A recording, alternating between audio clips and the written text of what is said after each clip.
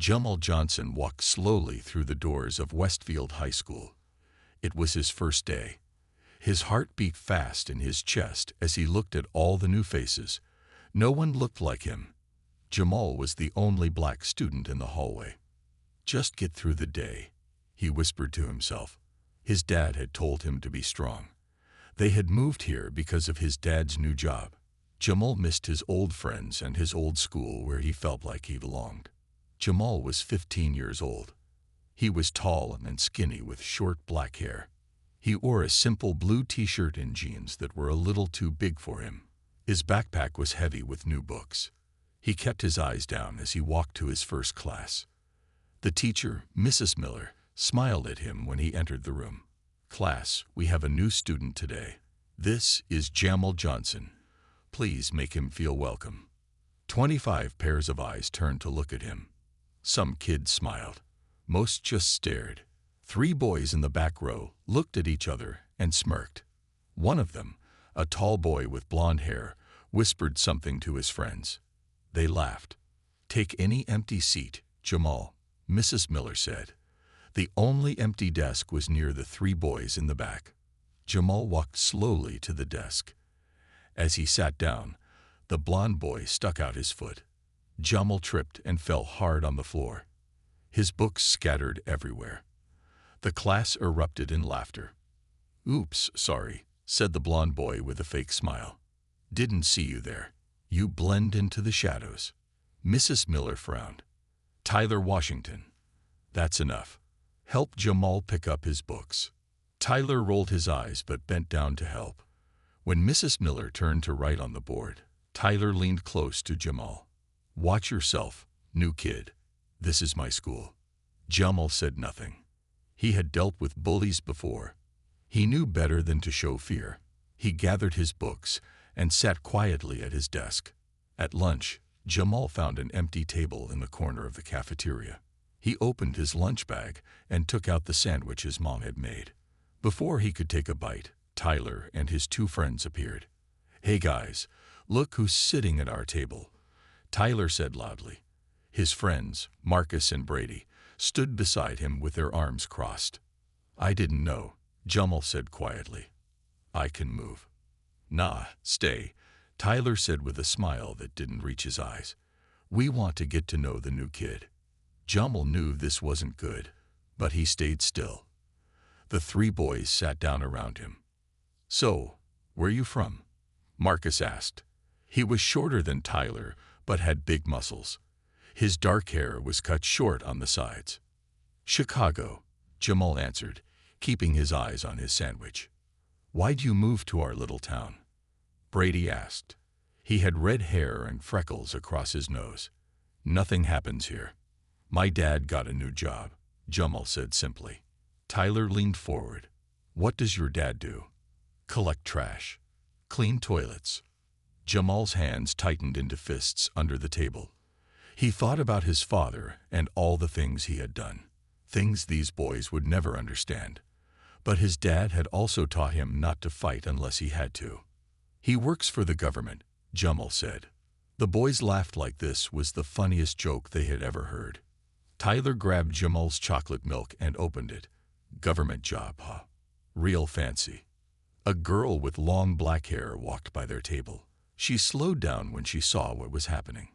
She had a camera hanging around her neck and a notebook in her hand. "What are you looking at, Emma?" Tyler snapped at her. "Just wondering why 3 seniors are sitting with a freshman," she said, her eyes narrowing. "Finding new friends, Tyler." "Mind your own business," Tyler said. "Go take pictures of the chess club or whatever you newspaper nerds do." Emma looked at Jamal with kind eyes. "The newspaper club meets after school in room 203 if you're interested. We could use more photographers." Before Jamal could answer, Tyler said, "He's not interested. He's hanging with us after school." Emma walked away, but not before giving Tyler a look that said she knew exactly what he was doing. The rest of lunch was torture for Jamal. The boys asked him questions and then laughed at his answers. They took food from his lunch bag. They made jokes about his clothes, his hair, his skin. When the bell finally rang, Jamal grabbed his empty lunch bag and stood up. Tyler put a hand on his shoulder. "See you tomorrow, new kid. Same table." Jamal nodded and walked away. He felt tired already, and it was only his first day. He wondered what his dad would say if he knew, but Jamal wouldn't tell him. His dad had enough to worry about. As Jamal headed to his next class, he didn't notice Emma watching him from across the hallway, her camera in her hands, her eyes full of concern. The next week was hard for Jamal. Every day, Tyler and his friends found new ways to make him feel small. They knocked books from his hands in the hallway. They called him names that made his chest hurt. They sat with him at lunch only to steal his food and laugh at him. Jamal told no one about the bullying. Not his teachers, not his parents. His mom was busy with his little sister. His dad came home late most nights, tired from his new job. Jamal didn't want to add to their worries. On Friday, Jamal sat alone in the library during lunch. He hoped Tyler and his friends wouldn't find him there. He opened a book about war heroes. Stories of brave people always made him feel better. "Is this seat taken?" a voice asked. Jamal looked up. It was Emma, the girl with the camera. She had her black hair tied back today. She wore glasses and a t-shirt with the school newspaper name on it. "No," Jamal said quietly. "You can sit." Emma put her bag down and sat across from him. "I'm Emma Chen. I'm the editor of the school paper." "Jamal Johnson," he said, even though she probably already knew his name. "I know who you are," Emma said. She looked at the book in his hands. "You like reading about war heroes." Jamal nodded. "My dad says we should remember the people who fight for us." "Is your dad in the military?" Emma asked. Jamal was quiet for a moment. "He was," he finally said. "For a long time." Emma seemed to understand that Jamal didn't want to talk more about it. She changed the subject. "I've seen what Tyler and his friends do to you," she said in a low voice. "It's not right." Jamal closed his book. "It's fine. I'm used to it." "You shouldn't have to be used to it," Emma said. Her eyes looked angry, but not at him.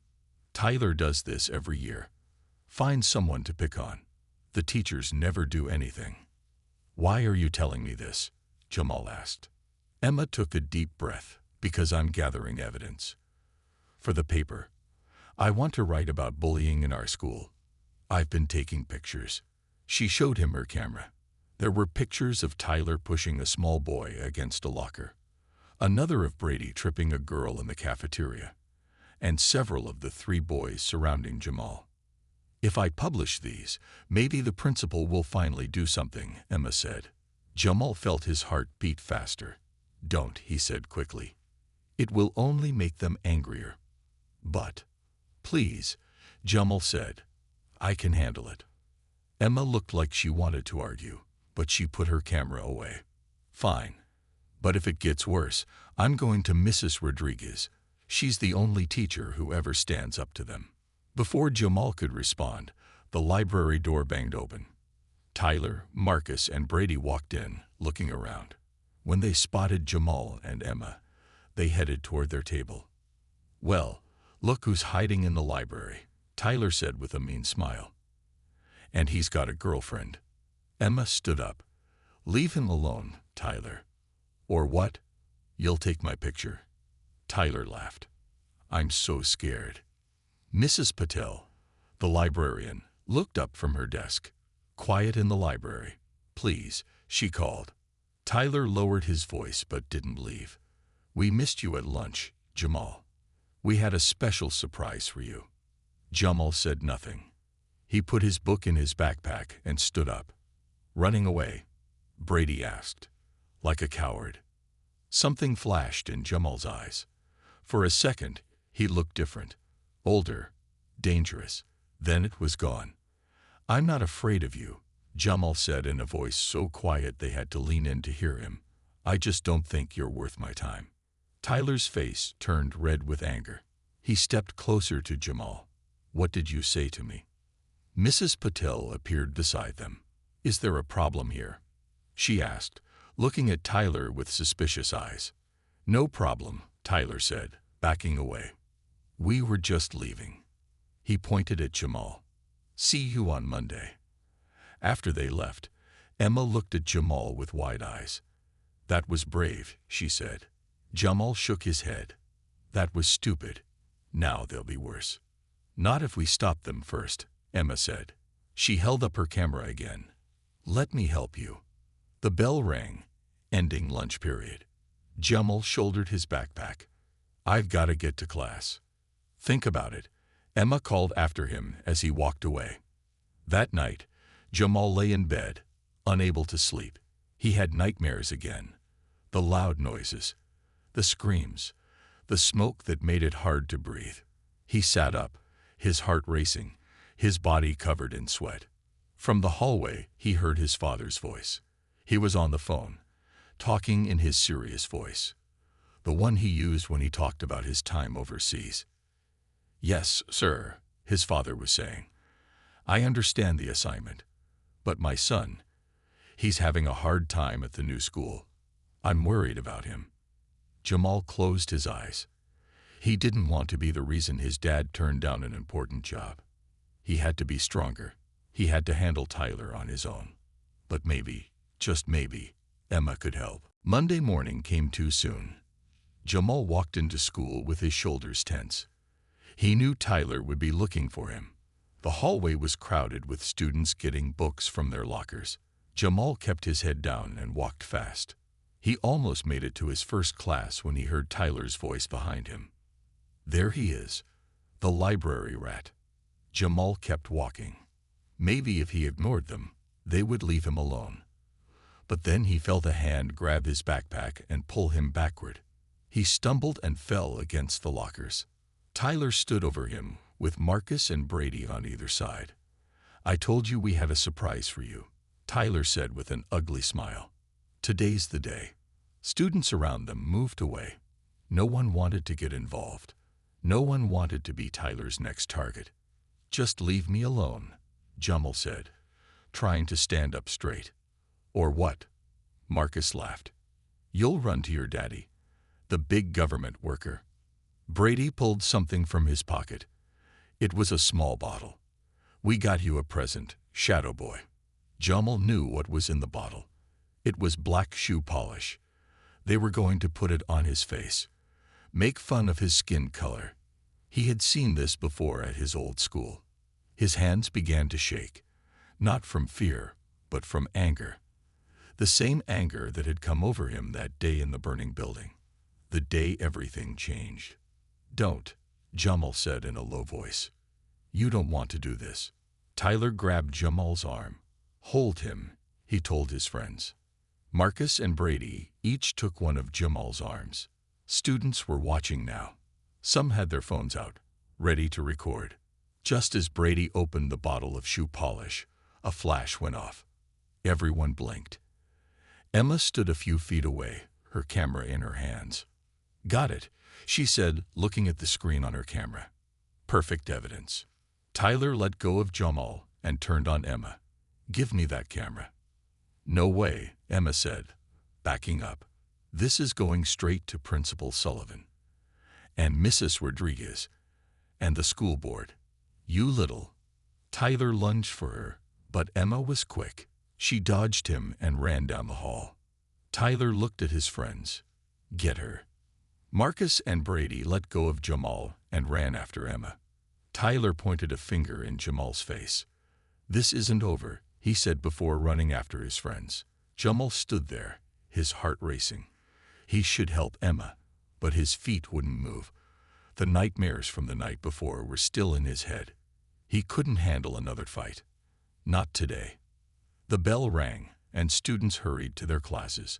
Jamal picked up his backpack with shaking hands and walked to his first class. Emma would be okay, he told himself. She was smart. She would hide somewhere until the bell rang. Tyler wouldn't dare hurt her with teachers around. But Emma wasn't in second period, or third.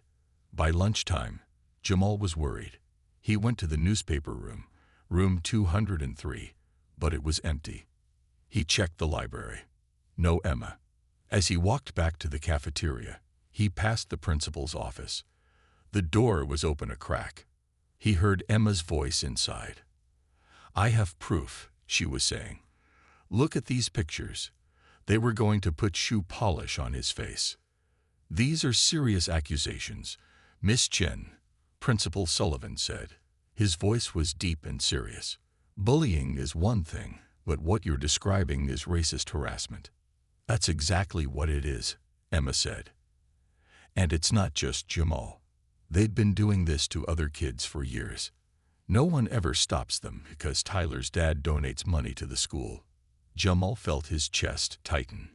He didn't want this attention. He didn't want people looking at him, feeling sorry for him. He just wanted to be invisible. He pushed the door open. Emma and Principal Sullivan turned to look at him. Emma's eyes were red like she had been crying. "Jamal," Principal Sullivan said, standing up. "Please come in. We were just talking about the incident this morning."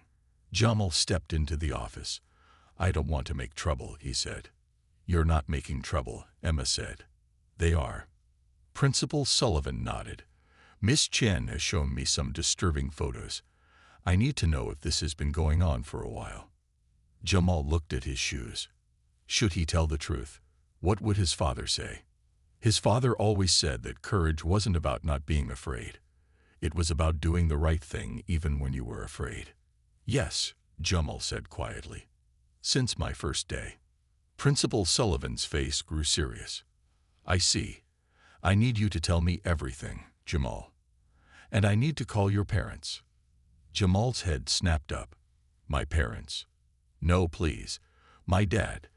He's busy with important work.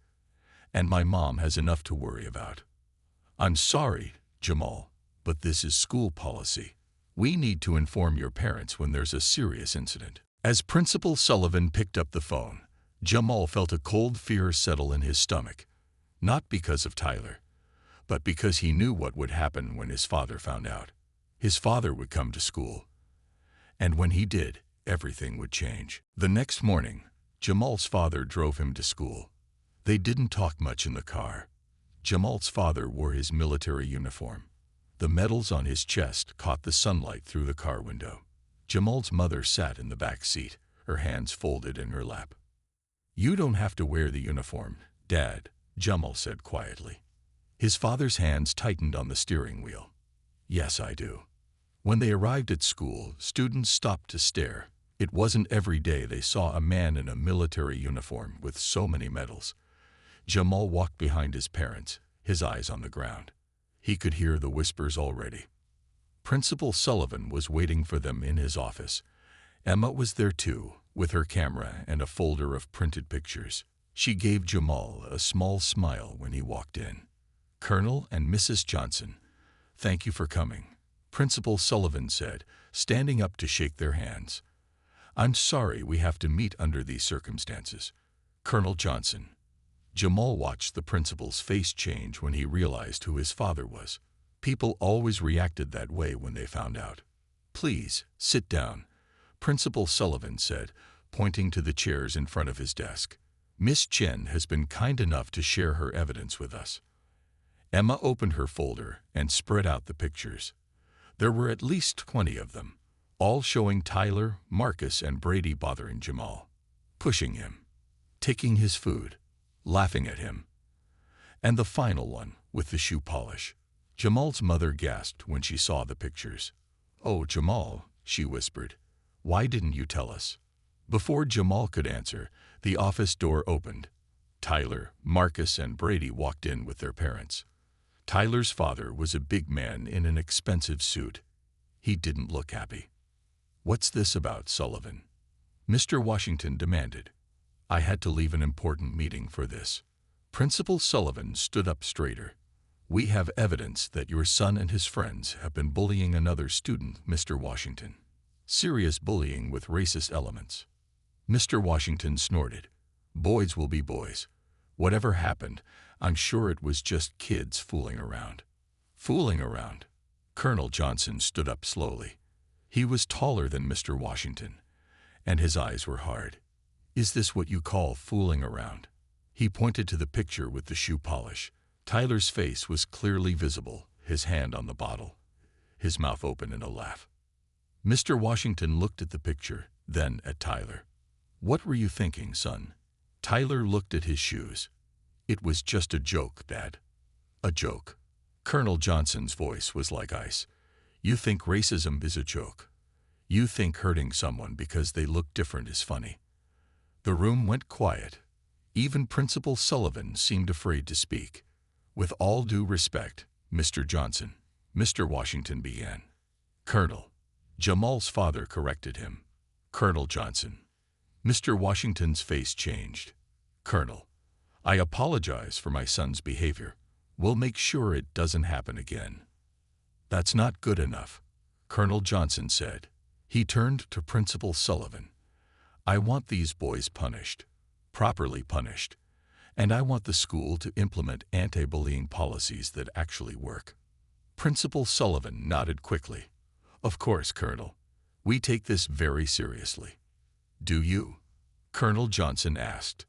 "Because my son has been suffering for weeks, and no one noticed, or no one cared." "Dad," Jamal said softly, "it's okay." His father looked at him. "No, it's not okay. And they need to understand why." He turned to face Tyler and his friends. The boys looked scared now. They had never seen someone like Colonel Johnson before. Someone who had faced real danger, real enemies. "You boys think you're tough," Colonel Johnson said. "You think picking on someone makes you strong. Let me tell you about real strength." He put his hand on Jamal's shoulder. "My son was with me in Syria 2 years ago. We were there on a peacekeeping mission. Our camp was near a small village. One day, while I was in a meeting, Jamal was playing soccer with some local kids. The room was completely silent now. Everyone was listening. Terrorists attacked the village. Bombs fell. Buildings collapsed. People were running, screaming. Soldiers ran to help." Colonel Johnson's voice grew quieter. "But my son got there first. He ran into a burning building. A building that had just been hit. A building where 3 children were trapped." Jamal closed his eyes. He could smell the smoke again, feel the heat, hear the screams. While grown men with guns ran away, my 15-year-old son went in. 3 times, he carried out 3 children, saved their lives. The 3rd time, the ceiling collapsed right after he got out. Colonel Johnson looked at Tyler. "My son has nightmares every night. He jumps at loud noises. He has what doctors call PTSD, just like many soldiers I know. And you," he pointed at Tyler, "you thought it would be fun to make his life even harder, to make him feel unwelcome in a place where he should be safe." Tyler was crying now. So was Marcus. Brady looked like he might throw up. "I didn't know," Tyler whispered. "I didn't know." "No, you didn't," Colonel Johnson agreed. "You didn't bother to know. You didn't see a person. You just saw someone different, someone you could hurt to make yourself feel big." He turned to Principal Sullivan. "My son is a hero. He has a medal for bravery that he keeps in his drawer because looking at it gives him nightmares. And this is how your school treats him." Principal Sullivan looked ashamed. "We will fix this, Colonel. I promise you." After the meeting in Principal Sullivan's office, things changed at Westfield High. The next day, Tyler, Marcus, and Brady were suspended for 2 weeks. Principal Sullivan made a speech at a special school assembly about bullying and racism. He didn't mention Jamal by name, but everyone knew who he was talking about. When Jamal walked into school the day after the meeting, students looked at him differently. Some whispered as he passed. Others smiled at him. A few brave ones said hello. The story of what he had done in Syria had spread through the school like wildfire. Emma found him at his locker. "Are you okay?" she asked. "Everyone's talking about you." Jamal shrugged. "I guess that's better than everyone ignoring me." "You're a hero," Emma said. "A real hero." Jamal closed his locker. "I don't feel like a hero. I was just doing what anyone would do." "That's not true," Emma said. "Most people wouldn't run into a burning building once, let alone 3 times. Jamal didn't know what to say. He had never wanted people to know about Syria, about the nightmares, about the medal in his drawer that he couldn't look at. In class, teachers smiled at him. One even thanked him for his bravery. Jamal just wanted things to go back to normal, whatever normal was. At lunch, Jamal sat alone at his usual table, but not for long. Emma joined him, along with some other students from the newspaper. They talked about normal things, classes, teachers, the upcoming school dance. No one mentioned Syria or the bullies or the meeting. Jamal felt himself relax a little. After school, Jamal walked to the bus. A car honked beside him. It was Mr. Washington, Tyler's father. Jamal froze. Mr. Washington rolled down his window. "Jamal, can I talk to you for a minute?" Jamal looked around. There were plenty of people nearby. It would be okay. He walked over to the car. "I want to apologize," Mr. Washington said. His face looked tired and sad. "For my son's behavior. And for mine yesterday. I didn't understand." "It's okay," Jamal said. He wasn't sure what else to say. "No, it's not," Mr. Washington sighed. "I've been thinking a lot since yesterday. About how I raised Tyler. About the things I taught him, or didn't teach him." Jamal shifted his weight from one foot to the other, uncomfortable. "Tyler is at home right now, thinking too," Mr. Washington continued. "He wants to apologize to you, properly, when he comes back to school." "He doesn't have to," Jamal said. "Yes, he does," Mr. Washington insisted. "And I wanted to ask, would you be willing to come speak to my company? I run a security firm. My employees could learn a lot from someone like you. About bravery. About doing the right thing under pressure." Jamal was surprised. "I don't really like talking about it." "I understand," Mr. Washington said. "But think about it, okay? Here's my card." He handed Jamal a business card. "Your father is a good man. You're lucky to have him." As Mr. Washington drove away, Jamal looked at the card in his hand. He wasn't sure how he felt about any of this. That night at dinner, Jamal's father seemed happier than he had been in weeks. "Principal Sullivan called me today," he said. "They're starting a new anti-bullying program, and they want me to come speak to the school about PTSD and trauma." Jamal's mother smiled. "That's wonderful, David." Jamal pushed his food around his plate. "Does everyone have to know about what happened to me?" His father's face softened. "No, son. We don't have to share any details you're not comfortable with. But helping others understand what you've been through might help them treat others with more kindness. And it might help you too," his mother added gently, "talking about it instead of keeping it locked inside." Jamal thought about the nightmares. They had come every night for 2 years. Would talking help? He wasn't sure. "Mr. Washington wants me to speak at his company," Jamal said. "About bravery or something." His father raised his eyebrows. "What did you tell him?" "That I'd think about it." His father nodded. "It's your story to tell or not tell, Jamal. Your choice." Later, in his room, Jamal opened his drawer and took out the small box his father had given him after they left Syria. Inside was the medal, the Civilian Medal of Valor. He hadn't looked at it in almost 2 years. The medal was small and simple, not as fancy as his father's medals, but as Jamal held it in his hand, he didn't feel the usual panic. Instead, he felt something else, something like pride.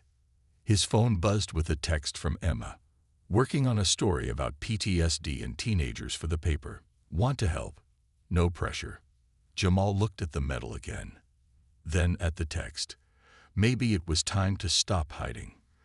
Time to face the memories instead of running from them. He texted back, "Ok, I'll help." For the first time in 2 years, Jamal slept without nightmares. 2 weeks later, Jamal stood in front of 30 employees at Washington Security. His father sat in the front row, giving him an encouraging nod.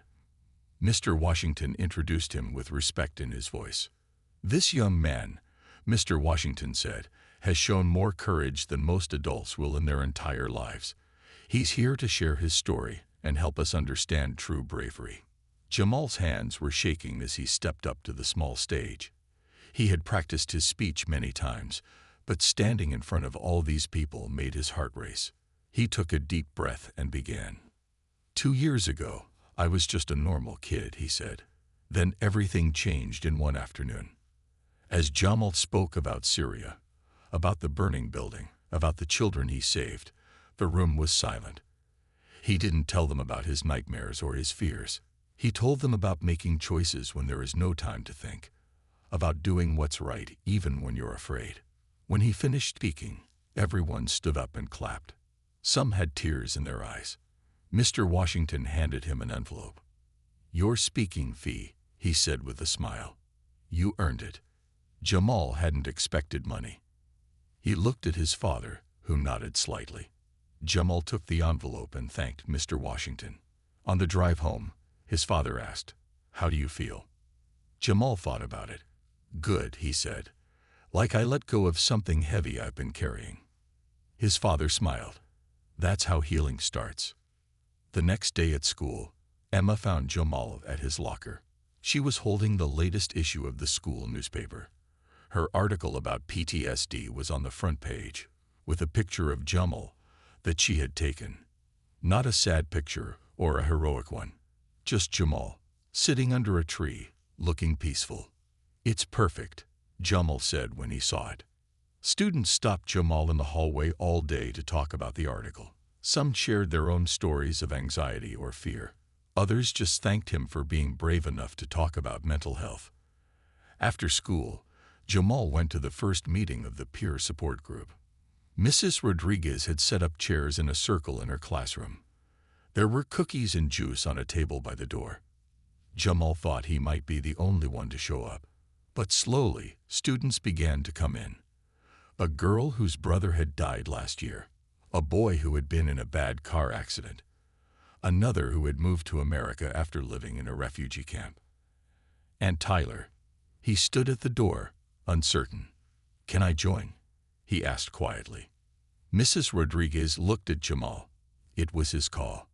"Yes," Jamal said. "Everyone who needs help is welcome." Tyler sat down across from Jamal in the circle. He didn't speak much during the meeting, but he listened, really listened. When the meeting ended, Tyler stayed behind to help clean up. As he and Jamal put away the chairs, Tyler said, "My dad told me about your speech at his company. He said you were amazing." "It wasn't that great," Jamal said. "I bet it was," Tyler insisted. I'm still sorry for what I did to you." "I know," Jamal said, "but maybe it's time to stop apologizing and just be different." Tyler nodded. "I'm trying. That's all anyone can do," Jamal said. As they walked out of the school together, Jamal realized something strange had happened. The boy who had been his worst enemy was becoming his friend. At home, Jamal found a letter in the mail addressed to him. It was from the charity where Tyler had made a donation in his name. They were inviting Jamal to visit their office and meet some of the children they had helped. Jamal showed the letter to his parents at dinner. "Do you want to go?" his mother asked. "I think so," Jamal said. "I want to see how they're helping kids like the ones I met in Syria." His father looked proud. "You're turning your pain into purpose, son. That's rare and valuable." That night, Jamal took out his medal again. This time, he didn't put it back in the drawer. He placed it on his desk where he could see it, not as a reminder of trauma, but as a symbol of strength. His phone buzzed. It was a text from Emma. "The principal wants to interview you for the school website. Your article is getting attention from other schools. You're changing things, Jamal." Changing things. Jamal liked the sound of that. He looked out his window at the stars. Somewhere, the children he had saved in Syria were looking at these same stars. They had survived. He had survived. And now, they were all doing more than just surviving. They were living, growing, helping others. Maybe that was the real meaning of bravery. Not just facing danger, but facing life afterward. Finding purpose in pain. Turning enemies into friends. Using your story to change the world, even in small ways. Jamal smiled. For the first time in 2 years, he felt not just okay, but good. Really good. 6 months had passed since the day Jamal's father came to school. Spring had turned to summer, and now fall leaves covered the ground at Westfield High. So much had changed that sometimes Jamal could hardly believe it. The peer support group now had 15 regular members. They met twice a week, and Mrs. Rodriguez let them lead the meetings themselves. Jamal and Tyler took turns running the group. Sometimes they invited speakers, doctors, soldiers, even Jamal's father once, to talk about dealing with trauma and stress. Emma's article about PTSD had won a state award for student journalism. 3 other schools had started similar support groups after reading it. The principal even mentioned it during the morning announcements, calling it a powerful example of students helping students. Jamal visited the charity office where Tyler had donated in his name. There, he met children from war zones around the world. Some had stories similar to his. Others had been through things he could hardly imagine. Jamal spent a whole day talking with them, playing games, and teaching them how to use a camera. He left feeling both sad and hopeful. With the money Mr. Washington had paid him for speaking, Jamal bought a better camera. Photography had become more than a hobby. It was a way to show people what he saw in the world. Beauty in unexpected places, strength in ordinary people. His pictures now lined the main hallway of the school. One cool October morning, Jamal arrived at school to find a crowd gathered around the hallway display. A news crew was there, setting up cameras. Principal Sullivan hurried over when he saw Jamal. "There you are," he said, sounding excited. "They're here to interview you. The governor saw your photography display when she visited last week. She wants to start a statewide program based on our peer support group." Jamal felt his stomach tighten. A news crew. "I don't know if I can." "You can," said a voice behind him. It was Tyler. "You've got this." Emma appeared on Jamal's other side. "We'll stay with you," she promised. "Just tell your story like you always do." The interview was short but good. Jamal talked about the support group, about how students needed safe places to share their feelings. He didn't mention the bullying or what had happened in Syria. That was part of his story, but not all of it. Not anymore. After the news crew left, classes went on as normal. But during lunch, Principal Sullivan called Jamal to his office.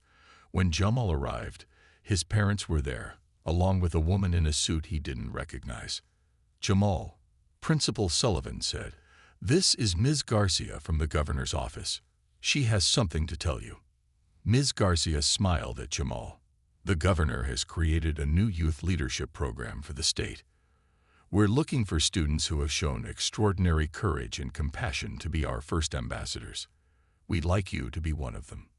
Jamal looked at his parents. His mother was crying happy tears. His father nodded, his eyes filled with pride. "What would I have to do?" Jamal asked. "Visit schools around the state. Help them set up support groups like yours. Share your story with students who might be struggling, and advise the governor on youth mental health initiatives." It was a big responsibility. A year ago, Jamal would have said no immediately. He would have wanted to hide, to stay invisible.